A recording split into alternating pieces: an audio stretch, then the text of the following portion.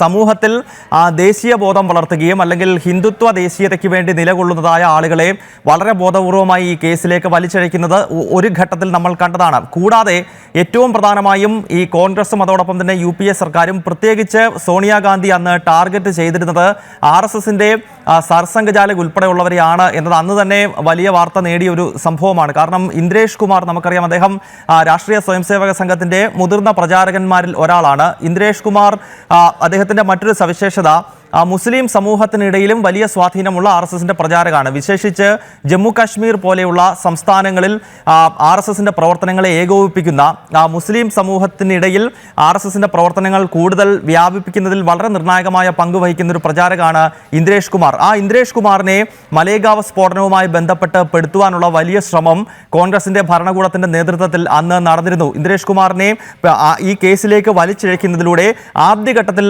RSS പ്രചാരകയായ Indresh Kumar ഈ കേസിലേക്ക് വലിച്ചിഴക്കുക, അതിലൂടെ നാഗ്പൂരിലേക്ക് കാര്യങ്ങൾ എത്തിക്കുക, അതായത് സർസംഘചാലകായ ഡോക്ടർ മോഹൻ ഭാഗവത് ഉൾപ്പെടെയുള്ളവരെ ഈ കേസിലേക്ക് ഉൾപ്പെടുത്തുക എന്നത് തന്നെയായിരുന്നു കോൺഗ്രസിന്റെ അന്നത്തെ ഏറ്റവും പ്രധാനപ്പെട്ട ഗൂഢാലോചന. അപ്പോൾ ആ ഗൂഢാലോചനയുടെ കൂടുതൽ ചുരുളഴിയുകയാണ് ഈ ഘട്ടത്തിൽ. കാരണം ഇന്നലത്തെ ദിവസം വളരെ സുപ്രധാനമാണ്. കോൺഗ്രസ് ഒരു കാലഘട്ടത്തിൽ ഉയർത്തിപ്പിടിച്ച, പ്രത്യേകിച്ച് സോണിയയും P ചിദംബരവും സുശീൽ കുമാർ ഷിൻഡെയും ഒക്കെ ഉയർത്തിപ്പിടിച്ച കാവി ഭീകരത, ഹിന്ദുത്വ ഭീകരത അല്ലെങ്കിൽ സാഫ്രോൺ ടെറർ എന്നൊന്നില്ല എന്ന് നമ്മുടെ രാജ്യത്തെ കോടതികൾ വ്യക്തമാക്കി കഴിഞ്ഞിരിക്കുന്നു.